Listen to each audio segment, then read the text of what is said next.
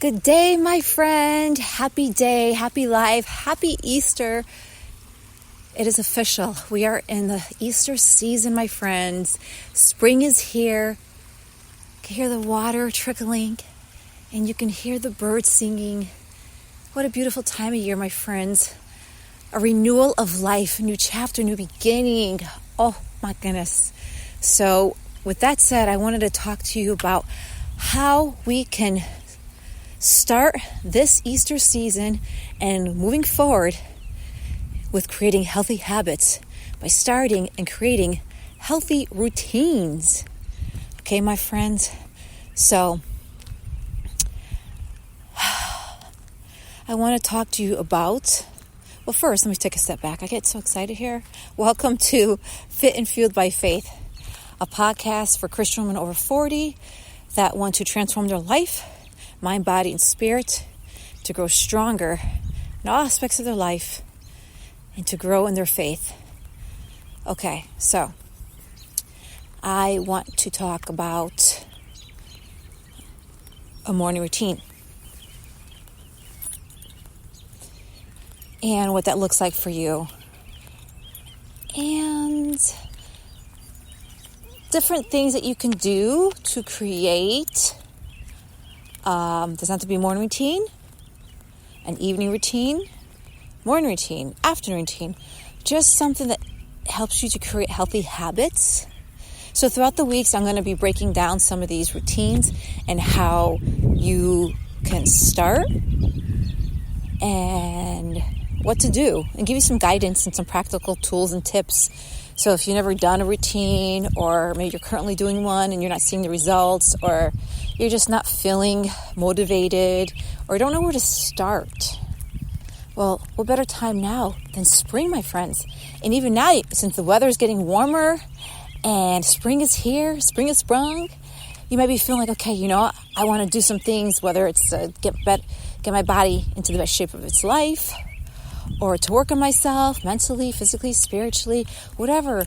Right now is a renewal. So forget the past or yesterday. It's a new day, my friends. So question is, what do you want? Okay, what is it you want? Right? What is your goals for this let's just say for the next 6 weeks? Okay, let's take small bite nuggets here. So yes, we could plan 3 months, 6 months, 12 months, have a long-term goal, but let's start with a small goal for the next, say, 6 weeks, right? What would you like to see happen in the next 6 weeks of your life, right? What would you like to see happen or achieved in your life? What are the results or outcome you'd like to see in 6 months from now? Wherever you are in your life, whether it's, your health, your physical well-being, your physique, your job, your career, finance, money, relationships. Like, what do you want to see happen? What changes? Okay? So start with that, right? That's your goal. What is it that you want to happen? So you almost want to reverse engineer, right? See the goal. So my friends, close your eyes. This is what I want you to do. Take a deep breath and close your eyes and visualize the outcome to your desire, to your goal, your dream, and what that looks like. What does that feel like to step into that version of yourself, that life, 6 weeks from now, my friend? What do you see? What do you hear? What do you feel? Or what do you taste? What are the senses that you feel? Look around. What is it you see? What do you feel? Do you feel joy? Do you feel excitement? Do you feel alive, renewed, refreshed? Do you feel happy and content? Just take this moment. What do you see yourself in 6 weeks from now? Breathe. Okay. So, now that you've experienced that, what do you think you need to do to get to that place of that feeling or seeing that result or the outcome become a reality, to come to fruition? What do you think you're going to have to do? So sometimes it's things, a lot of times, yes, we take the action to do the thing that maybe we don't want to do. And also, it could also be maybe it means taking a step back and letting go of certain things in our life that are keeping us stuck and holding us back from moving forward to achieving that goal, to feeling that desire, that joy, that peace, that serenity, that happiness, to look yourself in the mirror and see yourself in a good, healthy, fit body. I mean, what is that desire for you?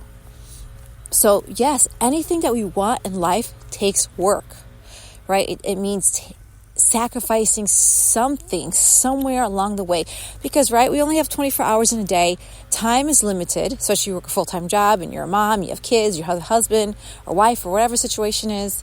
We have a life, and at the same time as we have a life, we have goals. But sometimes our life keeps us so busy we forget about our goals, and we've walked away from them for so many years. We neglected ourselves, we neglected our relationships or our careers or our projects or dreams or whatever it is, because we just don't have the time. Or at least that's what we've always been telling ourselves. That's the excuse that we've always made. I don't have the time, I don't have time. But we all have the time. And again, it means sacrificing. So this is what I want you to do next after you visualized. And you can go back if you want to continue this, pause, rewind. Is now I want you to look at your day, your schedule, and write everything you do. And you're probably saying, oh, I already work. I work a 9-to-5 job. Okay.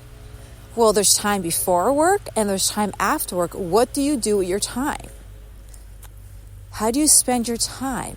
What are the things that you do? Are they productive? Are they moving you forward or closer to your goal or dream or outcome, right? The result that you want. Is it moving the needle anywhere closer, or is it keeping you further away and stuck? So let me give you some examples, okay? So you work. I'm going to just put it out there. Maybe you work a full-time job. You have a husband, wife, and kids. I've been there, okay? So you go to work. You have to come home, make dinner. First thing, you don't even have time for yourself. I get that.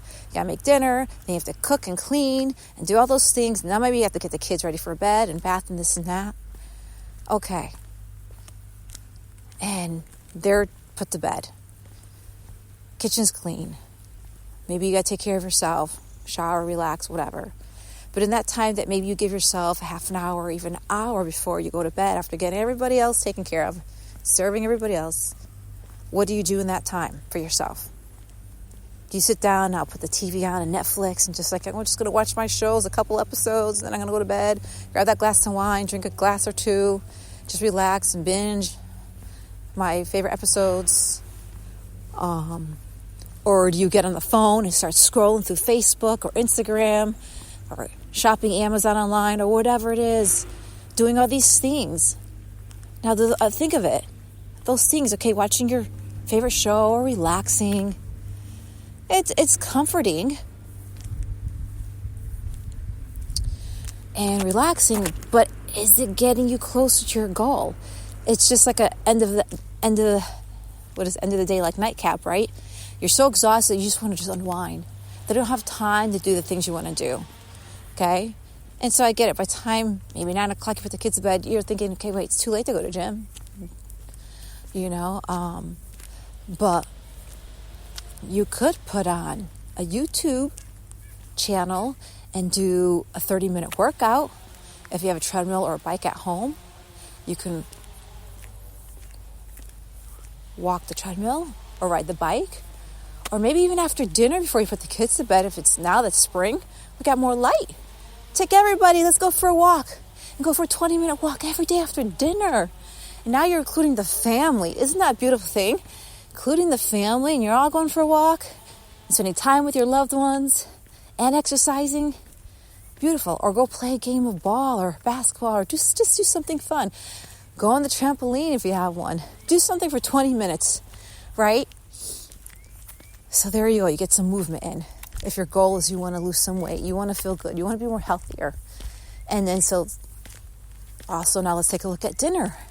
What are you making for dinners? How can you plan healthier meals for you and your family at the same time, right? So these are things, think of it, that you can do while you want to better yourself, and that could also help and benefit your partner, your spouse, your children, your family, right? Get them involved. And that could be getting them involved to help in and pitch in too, so you don't feel like you got to come home and you got to do everything for everyone else. Your kids are old enough, have them come in the kitchen and help. Peel this, do that, whatever. Help clean up after. So you're doing things, you're spending time with your family. Everybody's doing something. Don't mind me, I'm walking up a hill, so that's why I'm breathing heavy. And so you can get something that you want to get done, right? So there you go. You can eat healthy by planning healthy meals. And so it might take some time to strategize. Maybe on your day off, put together a good healthy list. Go shopping with everybody or by yourself if you have the time. And so now you're implementing healthy dinners. You're going for a walk or moving your body or playing a game or something with your kids and family, spending time with them, and you're moving. Awesome. You want to fix your relationships? Then what do you need to do? Are you spending so much time either on yourself or you're so busy that you're neglecting your partner and you never have time? If you're a parent, I get it. Create a date night. It doesn't have to be every week, maybe once every other week or 3 weeks or once a month, whatever you can do, so you can have that time together and work on your relationship, right? Your children need to see healthy parents that love each other so they know what an example of love is. I'm trying to think of other examples. So take inventory of where you're spending your time and how you can utilize the time that you have, because time is limited. Can you get up earlier and go to the gym? Or get up earlier if you want to say prayers or go to mass? So another thing I want you to do, last thing, is write down the things you want to do and the things you don't want to do anymore. And I know it would be like, I don't want to work. I get it, but we have to. I'm talking about like things that you do before, after work, things that you want to do that you can't because life consumes your time. But there is time in the day. I'm trying to share and explain to you that there is time.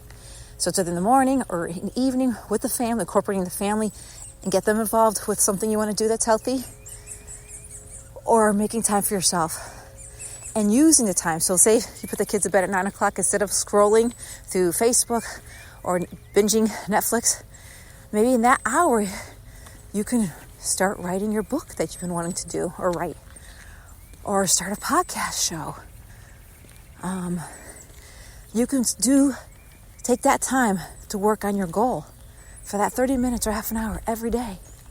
And it takes commitment, because you might think, 20 minutes is not enough, but it adds up. Think of it, 20 minutes is more than doing nothing week after week, month after month, year after year. And it accumulates. 20 minutes of movement, 20 minutes of writing or journaling or podcasting or working on your goal, whatever that goal is for you, working your relationships, spending time with your loved one and just putting the phone away and just having adult conversation with your partner and investing in them and giving them your time and attention if you want to grow your relationship. There's things you could do. Get up in the morning. Get your kids praying with you every day, the rosary. Awesome. Get up, everybody as a family. Get up early and go to church before you go to school mass. I mean, we make excuses because we don't want to do those things. It's hard to have to get up early in the morning and go to 7 o'clock mass, right? But it's making the commitment, first knowing what you want to do. So write down what you want to do more of in your life. And then see where you can fit that in, whether it's in the morning, even maybe lunchtime on your break, right? Go for a walk during your break. Go for an exercise class. Write your journal. Pray. A lot of these things take 20 minutes to do. So those are the 3 things, my friends. Visualize your outcome. Write down what is it you need to do or eliminate in your life to reach your goal. And then 3, write down the things you want to do and then how you could incorporate them and plug them in some free time. And then, of course, that means you might have to give up those things, right? Give up binging Netflix or whatever it is to do the thing you need to do. So sometimes you have to compromise in life, right?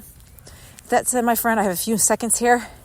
Thank you for tuning in, and share this with anybody that you need to know.